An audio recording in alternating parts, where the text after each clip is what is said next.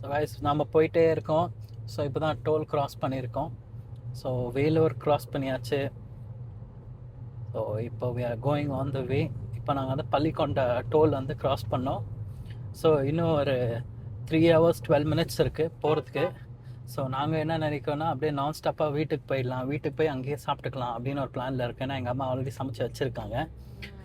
So in case நம்ம ஹோட்டலில் நிறுத்தினா மறுபடியும் வந்து ஒரு 1 hour டைம் வேஸ்ட் ஆகிடும். அப்புறம் வந்து அங்கே நிறைய டிராஃபிக் ஆகிடும். சிட்டிக்கு போகிறதுக்குள்ள அங்கே வந்து ஒரு 4:30 ஆயிடுச்சுனாலே நிறைய ஆஃபீஸ்லாம் விட்டுரும், ஆஃபீஸு ஃபேக்ட்ரிஸ் எல்லாம். ஸோ அதனால் சீக்கிரமாக போகிறது பெட்டர் அப்படின்னு ஒரு பிளானில் இருக்கோம்.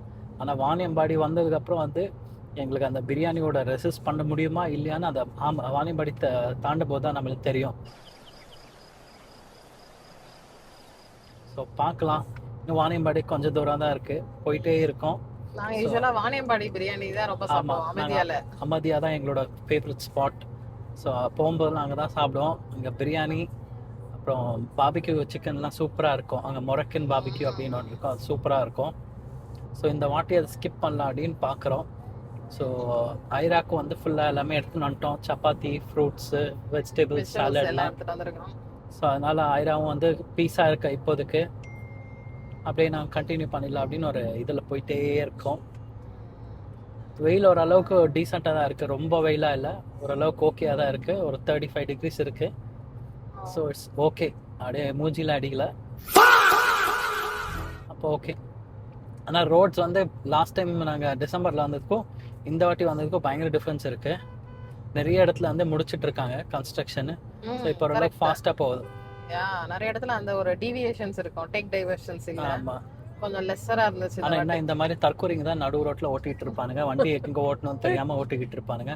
ஸ்லோவா ஓட்டுவானுங்க, அவங்களுக்கும் போக மாட்டான், அவங்களுக்கும் இடம் விடாம பண்ணிட்டே இருப்பானுங்க.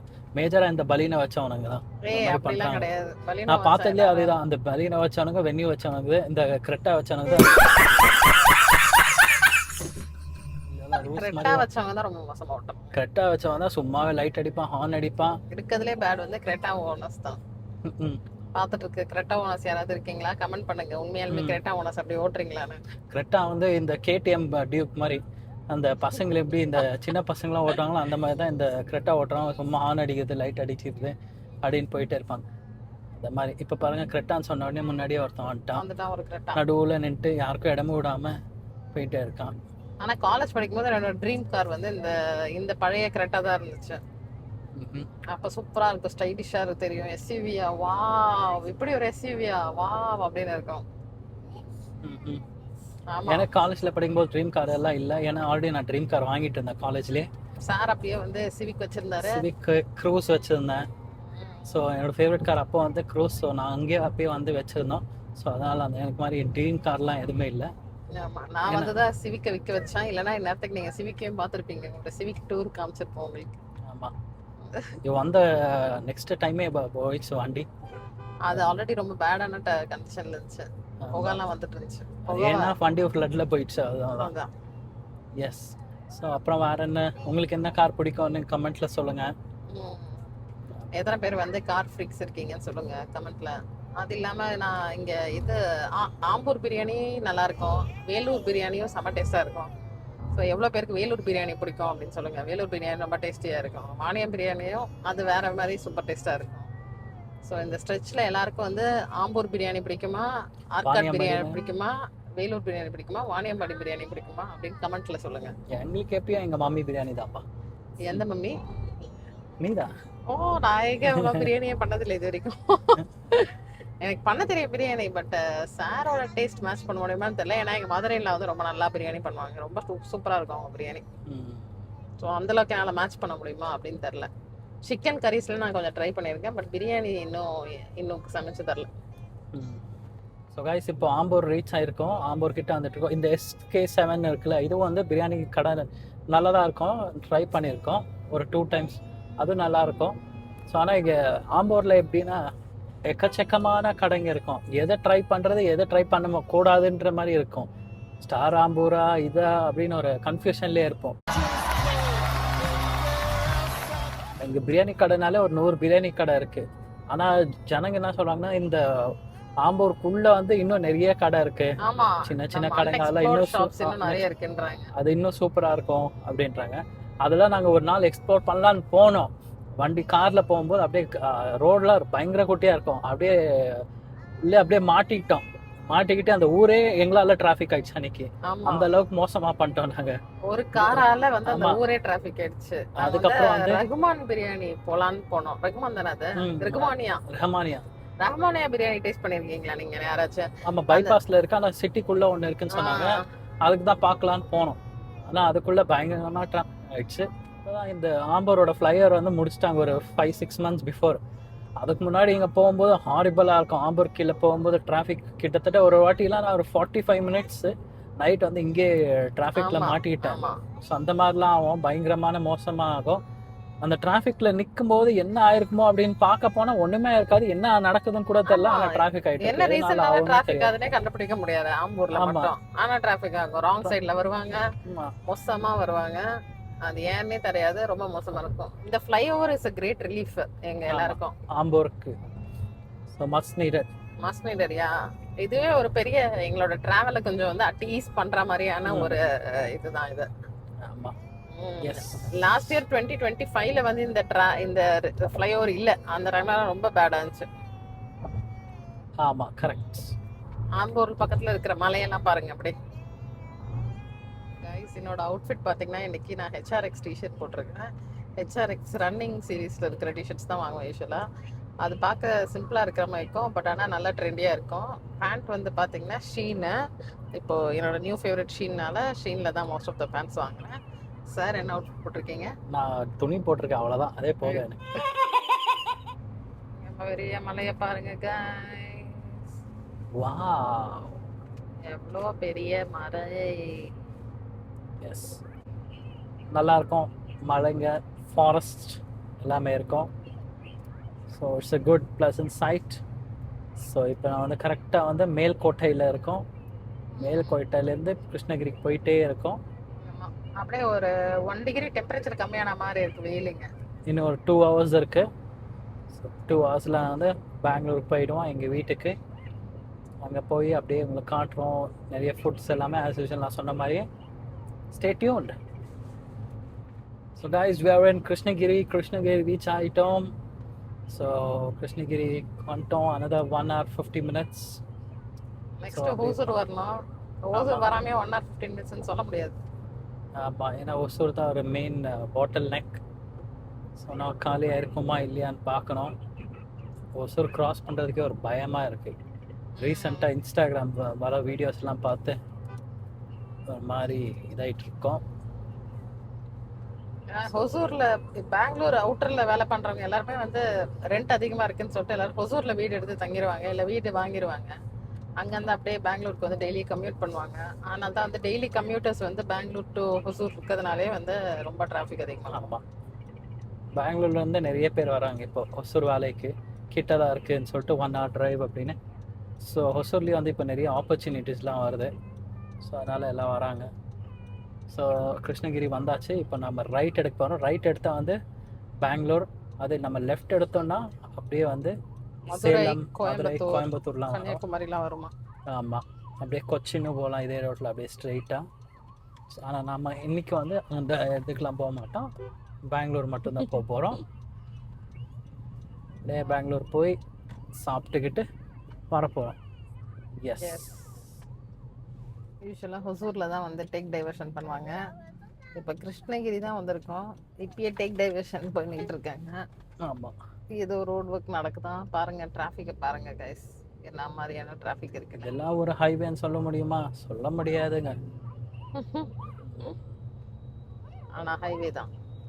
டேக் டைவர்ஷன் சொல்லிட்டு எங்கே போக போகிறோம் தெரியல. போயிட்டு கூட பாருங்க, ஆப்போசிட்ல வந்து செம டிராஃபிக் ஆகிட்டு இருக்கு. இது என்ஹெச்ன்னு சொல்றதா இல்ல இது வந்து என்ன ரோடுன்னு சொல்றதுன்னு தெரியல. ஜிஹெச்ன்னு சொல்லு. ஜிஹெச்ன்னு சொல்ல முடியாது, இது என்ஹெச் தான். பாருங்க, என்ஹெச்சுக்கு டோல் கட்டுறோம், எல்லாம் கட்டுறோம். ஆனா நம்மளோட நிலைமையை பாருங்க. ரீகன்ஸ்ட்ரக்ஷன்லேயே இந்த டேஸ் போனா எப்போ இதை அனுபவிக்கிற டேஸ்? வாழ்க்கையே ரீகன்ஸ்ட்ரக்ஷன்ல தான் போயிட்டு இருக்கு. நான் பிறந்தது வந்து கன்ஸ்ட்ரக்ஷன்லயே இருக்கு. அந்த எண்ட் ஸ்டேஜ் தான் என்னைக்கு நடக்கும் அப்படின்னு தான் எனக்கும் தெரியல. இவ்வளோ வருஷமா நடந்துக்கிட்டே இருக்கு. அந்த எண்ட் ஸ்டேஜ் பார்க்கணும். அதோட நான் உயிரோட இருப்பேன். நான் பார்க்கும்போது எவ்வளோ பியூட்டிஃபுல்லாக இருக்கும் நான் பார்க்கணும்னு ரொம்ப நாள் எதிர்பார்த்துட்டே இருக்கேன்.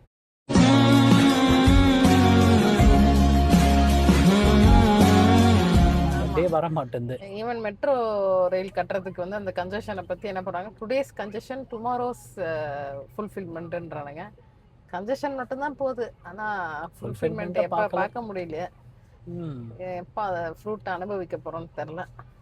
எப்போ சிட்டி ஃபுல்லாக வந்து மெட்ரோ ரயில் வரும், எப்போ இந்த மாதிரியான கன்ஸ்ட்ரக்ஷன்ஸ் எல்லாம் முடியும்னு தெரில. உங்களுக்கு ஏதாவது தெரிஞ்சால் கமெண்ட் பண்ணி சொல்லுங்கள். யாருக்கும் தெரியாது, எல்லாருமே. ஸோ ஹொசூர் வந்துட்டோம். இந்த லெஃப்ட் எடுத்தால் ஹொசூர் சிட்டி, ரைட் போனாலும் ஹொசூர் சிட்டி வரும். ஸோ இப்போ ஹொசூர் அப்படியே பைபாஸ் பண்ணிக்கிட்டே போயிட்டே இருக்கோம். லாஸ்ட் டைம் நாங்கள் நின்னது வந்து இந்த இடத்துல இருந்து ஜங்ஷன், இந்த ஜங்ஷன்லேருந்து அந்த பிரிட்ஜ் வரைக்கும் டிராஃபிக் நின்றுச்சு, பயங்கர டிராஃபிக்கு. ஆமாம், கிட்டத்தட்ட மோர் தென் அன் ஹவர் நாங்கள் நின்னோம் இங்கே. இந்த ஒரு 1 கிலோமீட்டர் 2 கிலோமீட்டருக்கே வந்து மோர் தென் அன் ஹவர். ஸோ இப்போ அப்படியே போயிட்டே இருக்கோம். நெக்ஸ்ட் ஸ்டாப் வந்து எலக்ட்ரானிக் சிட்டி, அதையும் நம்ம பைபாஸ் தான் பண்ண போகிறோம். அதுக்கு முன்னாடி பொம்சந்திரா வரும்,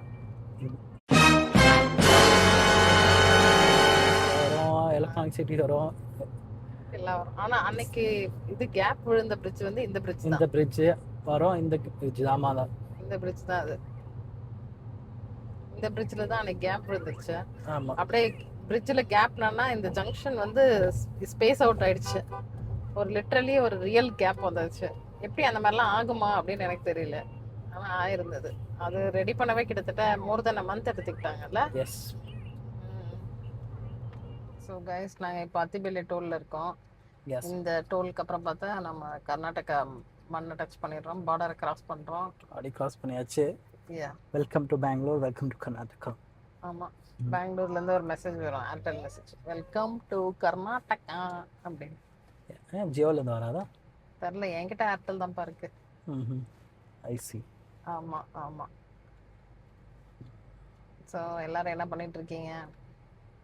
எத்தனை பேர் இந்த வீக்கெண்ட் பெங்களூர் வரீங்க வீக்கெண்ட் ஸ்பெண்ட் பண்ணுறதுக்கு? நாங்கள் ஆனால் வீக்கெண்ட் வரல, வீக் டேஸ் தான் வந்திருக்கோம் இந்த வாட்டி. ஐசி. பாருங்கள் ஃப்ரெண்ட்ஸ், பொம்சந்திரா எலக்ட்ரானிக் சிட்டி வந்துட்டே இருக்கு. நெக்ஸ்ட்டு வந்து நாங்கள் இது எடுக்க போகிறோம், எக்ஸ்பிரஸ் வே எடுக்க போகிறோம். அது ஏறினோன்னா அப்படியே ஸ்ட்ரைட்டாக சில்க் போர்டு அந்த இறங்கிடும். ஆமாம், டெஃபினெட்லி. இறங்குனதுக்கப்புறம் என்ன பண்ண போகிறோம் அது எங்களுக்கும் தெரியாது, உங்களுக்கும் தெரியாது. எப்படி இந்த வீடியோ எடுத்திருக்கோமோ அதே மாதிரி தான். எதுக்கு எடுக்கிறோன்னு தெரில, எதுக்கு எடுக்கலன்னு தெரில, அதே மாதிரி தான்.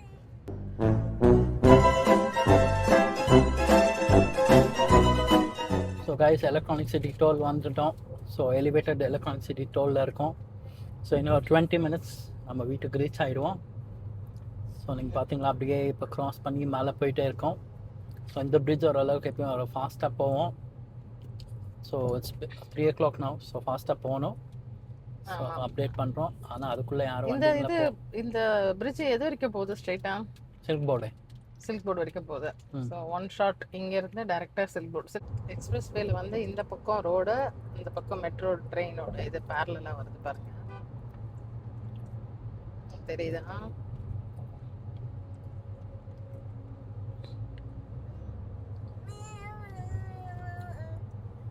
2000 years later. Hi guys, நம்ம வந்து இந்த ஏரியாக்கு ரீச் ஆகிட்டோம். எங்கள் ஏரியா பாருங்கள் எப்படி இருக்குன்னு. ஸோ எங்கள் ஏரியா வந்து பனர்கட்டை ரோடில் இருக்குது, Vijaya bank lay out. So பாருங்கள் how it is, see the nature. So temperature வந்து அவ்வளோ பயங்கரமாக இல்லை, 29 degrees இருக்குது. ஸோ ஆன் டைம் ரீச் ஆகிட்டோம் பெங்களூர். ஸோ எஸ் 3:09 ரீச் ஆகிட்டோம். ஹுசூரில் இருக்கும்போது 2:10. ஸோ வந்துட்டோம். So happy to be here. So எங்கள் ஏரியா உள்ளே வராது அப்படின்னு நாங்கள். ஆமாம், பெங்களூர் ஒரு கார்டன் சிட்டின்றது உங்களுக்கே பார்த்தா தெரிஞ்சிருக்கோம், எவ்வளோ நிறைய க்ரீனரி, நிறைய மரம் எல்லாம் இருக்குன்னு. இறங்கின உடனே குளுக்குளுன்னு இருக்கும், வெயில் அடித்தாலும் குளுக்குளுன்னு இருக்கும். அதான் பெங்களூரோட இது. ஸோ வெல்கம் டு நம்ம பெங்களூரு. எஸ். ஸோ இப்போ அடுத்தது வீட்டுக்கு போகிறோம். வீட்டுக்கு போய் உங்களை வந்து காட்டுறோம், எக்ஸ்ப்ளோர் பண்ண சொல்கிறோம். என்ன பண்ணலாம் அடுத்த பிளான் அப்படின்னு நான் சொல்கிறேன். ரீச் பண்ணிட்டாச்சு வீட்டுக்கு. ஸோ பெங்களூர் விலாக் இப்போலேருந்து ஸ்டார்ட் ஆக போகுது. ஸோ இந்த விலாக் வந்து நல்லா பார்த்து எல்லாம் லைக், ஷேர் அண்ட் சப்ஸ்கிரைப் பண்ணுங்க.